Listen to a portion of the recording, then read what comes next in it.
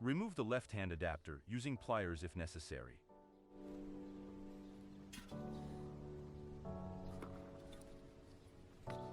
Remove the free body along with the axle.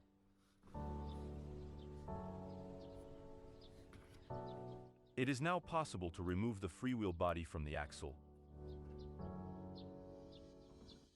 Insert the axle into the hub.